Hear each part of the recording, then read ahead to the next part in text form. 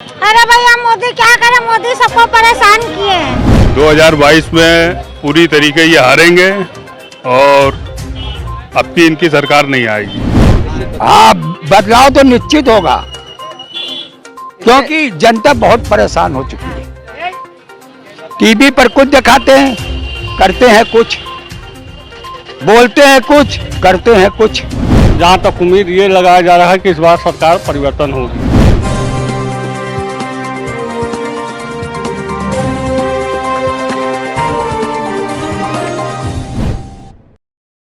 प्रदेश 2022 विधानसभा चुनाव में 5 महीने बाकी हैं और विपक्ष जो है जिन मुद्दों को लेके सत्ताधारी पार्टी के ऊपर हावी होता दिख रहा है, क्या वो मुद्दे वाकई आम जनता के बीच मुद्दे का काम करते हैं? हम जानने आए हैं लखनऊ के लालबाग शर्मा टी स्टॉल पर क्या जो महंगाई बढ़ रही है उससे जनता पे क्या असर पड़ा है। क्या देश हित में जनता इसको बर्दाश्त करेगी या महंगाई ने जनता की कमर तोड़ रखी है? आइए हम जानते हैं। ये जो सिलेंडर और गैस और पेट्रोल के दाम बढ़ रहे हैं और खाद्य सामग्री के दाम बढ़ रहे हैं, सरसों के तेल के दाम बढ़ रहे हैं, इससे क्या आपके घर पे कोई असर पड़ रहा है या आपका क्या सोच है इस सरकार को लेके? इस सरकार में महंगाई बढ़ी है या इससे पहले भी ऐसा हो चुका है? देखिए, पहले तो हम बताना चाहते हैं कि देखिए महंगाई जो होती है वो एक चीज़ से नहीं बढ़ती है। हम मानते हैं कि महंगाई बढ़ रही है, लेकिन लोगों की आबादी तो बढ़ रही है कि नहीं? मतलब आपका कहना है कि महंगाई जो बढ़ रही है वो जिम्मेदारी यूपी की आबादी की है, अगर आबादी ना बढ़ती तो महंगाई ना बढ़ती? नहीं, ऐसा नहीं है। जो हिसाब से जो हम लोग का जो पॉपुलेशन रेट पर डे बढ़ रहा है, ये भी है। और एक कोविड की वजह से भी काफ़ी महंगाई हो गई है। आप देख लीजिए, वैक्सीन वगैरह जो हैं जो फ्री में जो लग रहे हैं वो सब कहाँ से लग रहे हैं? अच्छा, ये मनोज तिवारी की आप बात करें तो मनोज तिवारी ने भी कहा था डीजल पेट्रोल के दाम इसलिए बढ़ रहे हैं कि हम वैक्सीन फ्री में लगा रहे हैं। लेकिन दूसरे देशों को देखें अगर कंपैरिजन टू अदर कंट्रीज, तो आप देख सकते हैं इंडिया भी फ्री में वैक्सीन लगा रहा है अदर दूसरे देशों की तरह, लेकिन वहाँ पे भी पेट्रोल के दाम अपने से भी कम है। लगा रहा है। देखिए अब क्या होता है, अगले चुनाव में क्या होता है, योगी जी हमारे क्या करते हैं। लेकिन तेल वेल की महंगाई तो बहुत ज़्यादा बढ़ गई, आम आदमी के लिए तो मुश्किल हो रहा है। जहाँ पहले 120-130 रुपये लीटर थे, अब 180 रुपये लीटर हो गए हैं। तो इसको आई थिंक मुझे लगता है कि सरकार को थोड़ा ध्यान देना चाहिए। एक मध्यम परिवार वालों को इसके बारे में ध्यान देना चाहिए उनको। क्या आपको ये नहीं लगता कि डीजल और पेट्रोल के दाम बढ़ने की वजह से खाद्य सामग्री की भी वैल्यू? जाहिर सी बात है, देखिए हर चीज़, अगर आपको यहाँ से हजरत जाना हो पहले 10 रुपये लगते थे, अब 15 रुपये लगेंगे। जाहिर सी बात है, अगर पेट्रोल के दाम बढ़ेंगे तो सबके दाम बढ़ेंगे। तो पेट्रोल एक बेसिक चीज़ है, जो उसको कम करेंगे तो धीरे धीरे ऑटोमेटिक सामान कम होगा। देश में महंगाई लगातार बढ़ती जा रही है, तो इस पे आपके घर में क्या कुछ असर पड़ रहा है? सरसों का तेल 180 रुपये लीटर हो चुका है, पेट्रोल 100 रुपये लीटर हो चुका है और प्याज 40 रुपये है। ऐसे दाल भी देख सकते हैं 100 रुपये के आसपास पहुंच गई है। क्या कुछ असर है आपके घर में? ऑब्वियसली सैलरीड एम्प्लॉय हैं तो ऑब्वियसली फ़र्क तो पड़ता ही है चीज़ों का, और हर आपका बजट बिगड़ जाता है। सिर्फ घर की चीज़ों की नहीं, पेट्रोल के दाम, डीजल के दाम आप देखिए, आपका पूरा ओवरऑल कैलकुलेशन बिगड़ गया है। आप हर चीज़ में पहले आप भाई एक लिमिटेड अमाउंट होता था, आपको अब वो 5 से 6 हज़ार रुपये एक्स्ट्रा उन चीज़ों में इन्वेस्ट करने पड़ रहे हैं। तो ऑब्वियसली सबकी लाइफ हैम्पर होती है। जिस तरीके से महंगाई बढ़ रही है, क्या लोगों की सैलरी बढ़ रही है? सैलरी तो कुछ नहीं बढ़ रही है, खासतौर से जिस एरिया में हम लोग रह रहे हैं, लखनऊ यूपी, ठीक है, यहाँ पे वो आईटी कल्चर जो मुंबई आपको या बेंगलोर में या पेरीफेरीज मतलब बड़े शहरों में आपको जो देखने मिलेगा वो आपको लखनऊ में नहीं मिलेगा। वो क्योंकि आईटी हब नहीं है, ये सब चीज़ें नहीं हैं। तो इसलिए अब तो कोविड के बाद वैसे ही लोग इतने मजबूर हैं, नौकरी मिल जाए उनको बड़ी बात है। तो जितने ऑलरेडी लोग एम्प्लॉयड हैं उनके फ़ायदा उठाया जा रहा है सीधा सीधा, कि उनकी सैलरीज नहीं बढ़ाई जा रही हैं।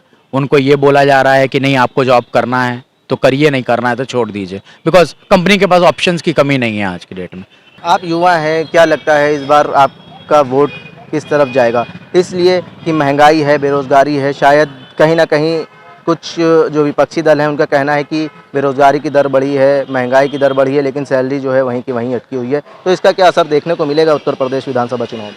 देखने मिलेगा, लेकिन पहली बात तो ऑप्शंस कितने हैं हमारे पास, वो सबसे बड़ा इम्पोर्टेंट है कि हमारे पास पॉलिटिकली यूपी में कितने ऑप्शंस हैं वोट देने के लिए। योगी आए, योगी साहब ने लॉ एंड ऑर्डर में काफ़ी सुधार किया, लेकिन बाकी सारी चीज़ें वो कहीं ना कहीं मिस हो गई। इंफ्रास्ट्रक्चर्स बड़े हमने देखे हैं, यहाँ सीवेज वगैरह का काम काफ़ी तेज़ी से हुआ है, लेकिन बाकी सारी चीज़ों के ऊपर, महंगाई के ऊपर कुछ भी कंट्रोल नहीं किया गया। तो अगर इंफ्रा के हिसाब से देखा जाए तो ऑब्वियसली योगी साहब is a good option, but बाकी सारे पैरामीटर्स में हम तो ये चाहेंगे कि कोविड के बाद। पिछला भी कार्यकाल देखा होगा समाजवादी पार्टी का, तो उसमें उस वक्त भी आपने वोट डाला होगा, और ये कार्यकाल में आपने कहा कि मैंने भी इस सरकार को वोट करा था। तो क्या कंपैरिजन टू एक दूसरे का समाजवादी पार्टी और भाजपा में क्या फ़र्क नज़र आ रहा है? देखिए यहाँ पे मैंने कभी किसी को पर्टिकुलरली किसी पर्सन के लिए वोट नहीं किया कभी भी। मैंने चेंजेस इन गवर्नमेंट, उनका विजन क्या है चीज़ों को लेके, इसलिए वोट किया गया था कि चेंज इन गवर्नमेंट बहुत ज़रूरी थी। और सपा और बसपा और अब तक वही रूल करते आए थे। तो इस बार पब्लिक ने ये सोच के कि बीजेपी बहुत, क्योंकि मोदी साहब का विज़न था कि उनके विज़न के ऊपर सारे के सारे डाइवर्ट हुए, उस तरफ उनका फोकस रहा। वो कितना स्ट्रांग है आज की डेट में वो देखना बहुत ज़रूरी है। अब सिचुएशन ये है कि क्या अगर हमें ये प्रोमिसेस मिलेंगे ज़रूर कि इन्फ्लेशन के ऊपर कंट्रोल किया जाएगा, तो ऑब्वियसली योगी साहब इज़ ए गुड ऑप्शन। ठीक है, पिछली बार भी प्रॉमिस करे गए थे, संकल्प पत्र, लोक कल्याण संकल्प पत्र का नाम दिया गया था जब इन्होंने अपना संकल्प पत्र जारी करा था। अमित शाह उस वक्त राष्ट्रीय अध्यक्ष थे भाजपा के, उन्होंने जारी करा था। उन्होंने बेरोजगारी को एक मुद्दा बनाया था, सबसे बड़ा मुद्दा बनाया था बेरोजगारी, कि हम बेरोजगारी दूर करेंगे। लेकिन देखा जाए आप इको गार्डन की तरफ बढ़ रहे हैं तो देखा जाए कि शिक्षा भर्ती के 4-5 आंदोलन चल रहे हैं, अलग अलग शिक्षा भर्ती आंदोलन चल रहे हैं, दरोगा भर्ती आंदोलन चल रहे हैं, बिजली कर्मियों के आंदोलन चल रहे हैं। क्या बेरोजगारी आपकी नज़र में क्या बढ़ी, युवा किस तरफ जा रहा है अब?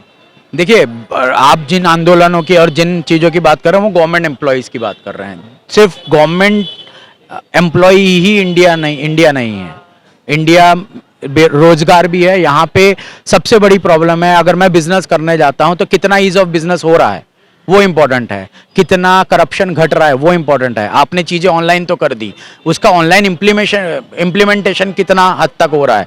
आपने बिजली का यूपीपीसीएल में आपने ये कह दिया कि अब सारे कनेक्शन इलेक्ट्रिक बोर्ड के थ्रू होंगे सब कुछ।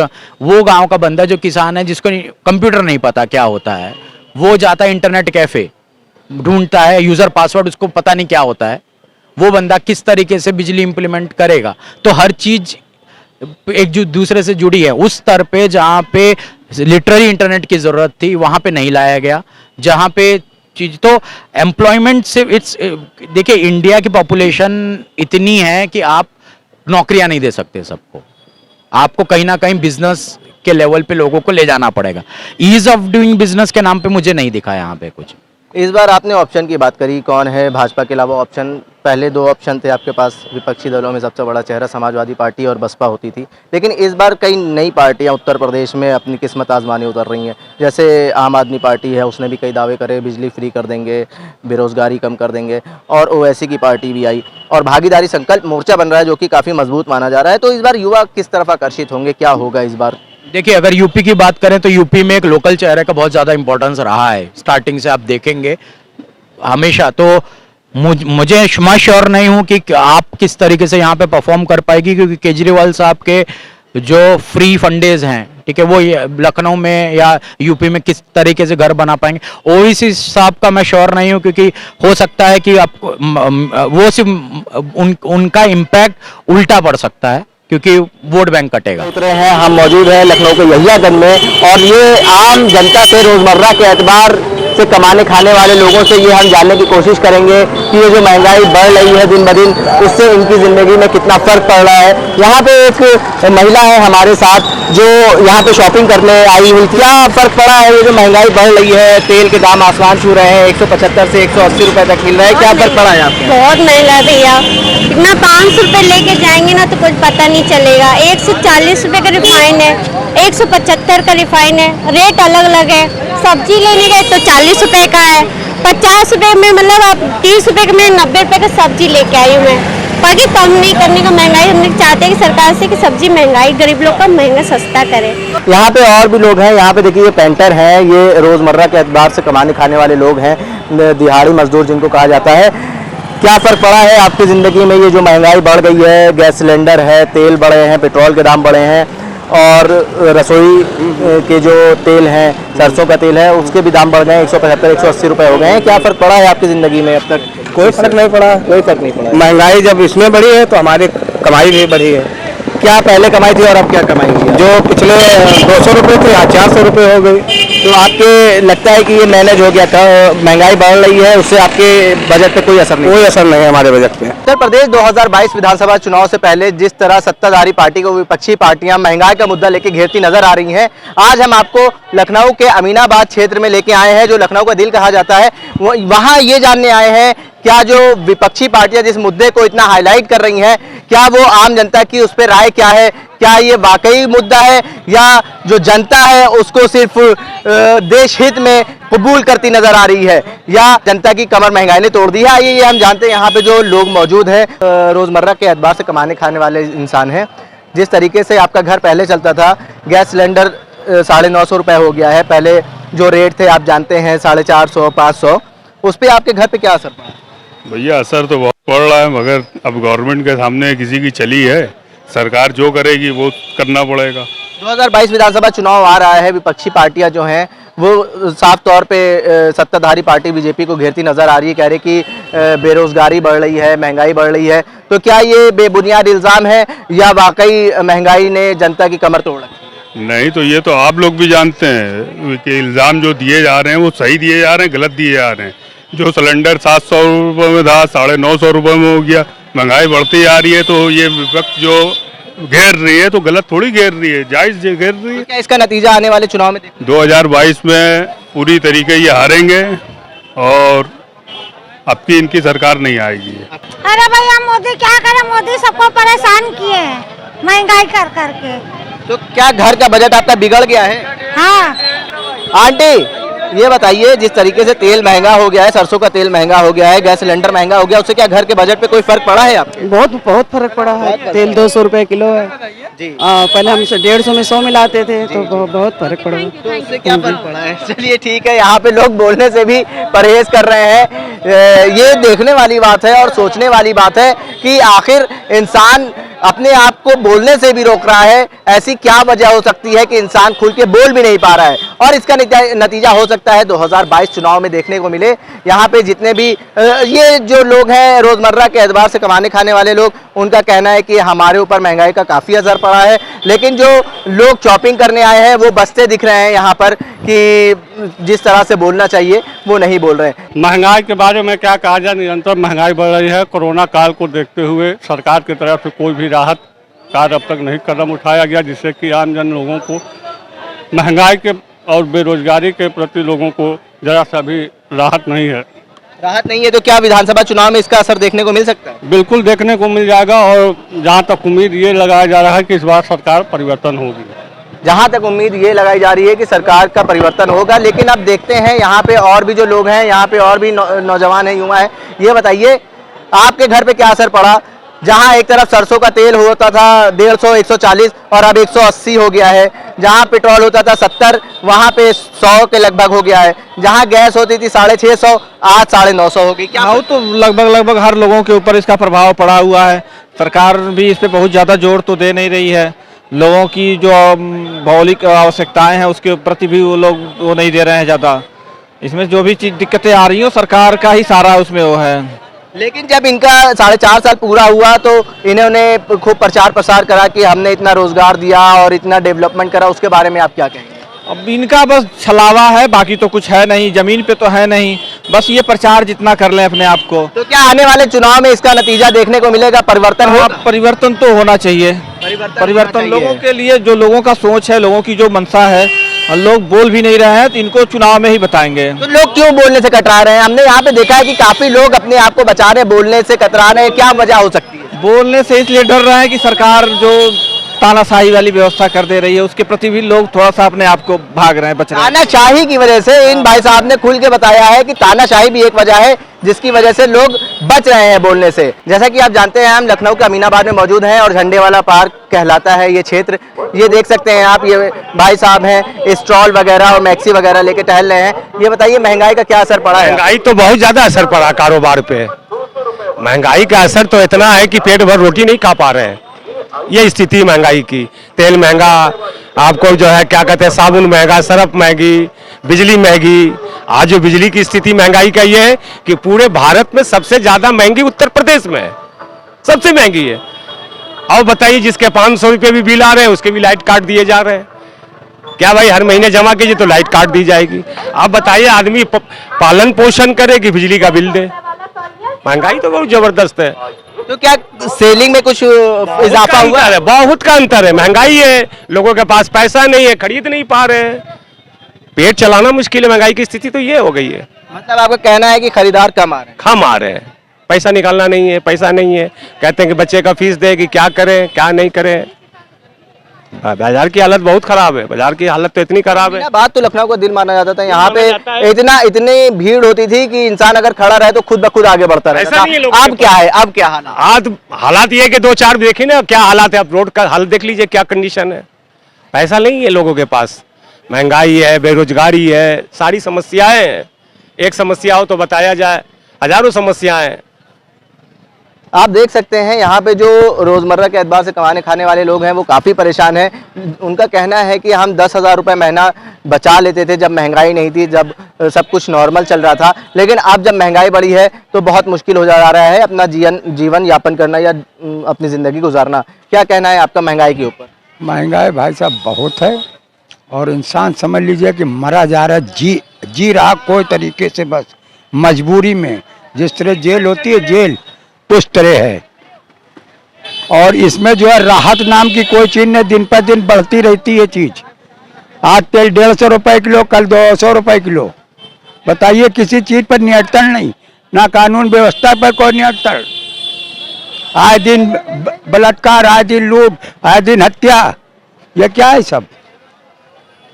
तो क्या इस बार उत्तर प्रदेश में जो विधानसभा चुनाव होने वाले हैं और इसका नतीजा देखने को मिलेगा इस बार? बिल्कुल नहीं मिलेगा। बिल्कुल बदलाव होगा, निश्चित बदलाव होगा। हाँ, बदलाव तो निश्चित होगा क्योंकि जनता बहुत परेशान हो चुकी है। टीवी पर कुछ दिखाते हैं, करते हैं कुछ, बोलते हैं कुछ, करते हैं कुछ। भाई किसी चीज के ऊपर तो टिकिए। यहाँ पे देखिए शुगर कैंडी जिसको कहते हैं वो बेचने वाले एक बुजुर्ग हमारे साथ हैं। कितना कमा लेते हैं आप दिन भर में? यही 100 भी कमा लेते हैं, कभी 200 भी कमा लेते हैं। तो महंगाई इतनी ज़्यादा है, कैसे अपनी ज़िंदगी बसर कर रहे हैं? कैसे क्या कर सकते हैं? इसके लिए कुछ कर सकते हैं क्या? सरकार क्या कर रही है? कुछ कर रही है? गरीबों के तो हटाना ही चाहती है, तो और क्या करेंगे? गवर्नमेंट की योजनाएं चल रही हैं तो उसमें योजनाएं कोई केवल पेपर में देते हैं योजनाएं। योजनाओं के लिए जाओ तो ऐसी की तैसी उनकी है। जिनका सोर्स होता है, जो बहुत पढ़ा लिखा होता है, जिनका सोर्स होता है, उनको योजना का लाभ मिलता है। अब जैसे मान लीजिए 1.5 लाख रुपया मकान बनाने के लिए मिल रहा है सर, तो 1.5 लाख रुपए में कम से कम आप 50,000 पहले खर्चा कीजिए। काहे का खर्चा कीजिए? देने के लिए, लेने के लिए। ऐसे थोड़ा नहीं मिल जाएगा। मतलब आप पहले रिश्वत दीजिए 50,000 तब आपको मिलेगा? तब मिलेगा, ऐसे नहीं मिलेगा। फिर ये किस तौर पे आप कह सकते हैं? क्या आप सबूत है? आप ऐसे इल्जाम कैसे? सबूत तमाम है ऐसे। ये बात सुनो, सबूत है। पानी आपके अमीनाबाद में पानी नहीं, नल लौटते से उखड़ गए, पानी नहीं, पानी लेते रहिए और बुखार चले जाइए। मैं मेडिकल उसमें रहा हूँ, क्या सब कुछ हो रहा है, समझे आप? लीजिए थोड़ा, गवर्नमेंट का इतना है कि बैंक खोले हुए हैं। बैंक खाता आपने खुलवाया? जब खुलवाया बात सुनिए पहले। आज भी 4 लाख रुपया हमारी वाइफ का जमा है बैंक के अंदर, यूनाइटेड बैंक गाजियाबाद में, और आज चक्कर लगा के 10 बेकार हो गए। 4 लाख रुपया देने को तैयार नहीं है। गवर्नमेंट क्या कर रही है? गरीब हो गए लेकिन तब भी वो नहीं दे रहे। 4 लाख रुपया है गाजियाबाद के अंदर। जैसा कि ये अंकल है हमारे साथ जो कि शुगर कैंडी सेल करते हैं, उनका जी क्या कह रहे हैं? मेन चीज ये कि गवर्नमेंट का ये असूल है कि 7 साल बाद जो भी गुमशुदा होता है उसको मृत घोषित करते हैं, और बैंक वाले कहते हैं आज 17 साल हो रहे हैं, कह रहे हैं डेथ सर्टिफिकेट लाओ। काहे का? नॉमिनी हमारी वाइफ है, नॉमिनी हमारी वाइफ है और कोई नहीं हमारा। कई मुद्दे हैं ऐसे जनता के बीच में जिनकी सरकार अभी तक सुनवाई नहीं कर पा रही है। लोग इधर उधर फरियाद लेके जा रहे हैं लेकिन कहीं कोई सुनवाई नहीं है। गवर्नमेंट एक तरफ बता रहे हैं कि 7 साल बाद मृत घोषित कर देती है लापता व्यक्ति को, लेकिन ये 17 साल से भटक रहे हैं अपना इंसाफ पाने के लिए। खैर, हम बात कर रहे थे महंगाई के ऊपर और ये शुगर कैंडी बेचने वाले अंकल कह रहे हैं कि कभी हम 100 कमा लेते हैं, कभी 200 कमा लेते हैं, कभी 20 रुपए नहीं कमा पाते, लेकिन ये जीवन अपना गुजार रहे हैं और सरकार से इनको उम्मीदें हैं कि इनकी सुनवाई हो, इनको अच्छा ज़िंदगी गुजर करने का मौका मिले। लेकिन यहाँ पे जो दुकानदार हैं उनकी हालत काफ़ी ख़राब नज़र आ रही है। जिस तरीके से आप देख सकते हैं अमीनाबाद में भीड़ होनी चाहिए थी, वो भीड़ नदारद है, वो नज़र नहीं आ रही है। और यहाँ पे सड़कें जो भरी रहती थी वो खाली नज़र आ रही है। इसकी क्या वजह हो सकती है? इसकी एक ही वजह है कि महंगाई, लोगों की इनकम जो है वो कम हो गई है, लेकिन महंगाई ज़्यादा हो गई है। अब लोग खरीदें तो क्या खरीदें और लोग खाएं तो कैसे खाएं? ये देखने वाली बात है कि आने वाले विधानसभा चुनाव में इसका नतीजा क्या निकलता है। जनता जिस तरीके से नाराज दिख रही है मौजूदा सरकार से, उसका फल उसको मिलेगा या फिर से सरकार रिपीट होगी। मैं आकिब मिराज खान, कैमरा पर्सन प्रतीक के साथ, लखनऊ।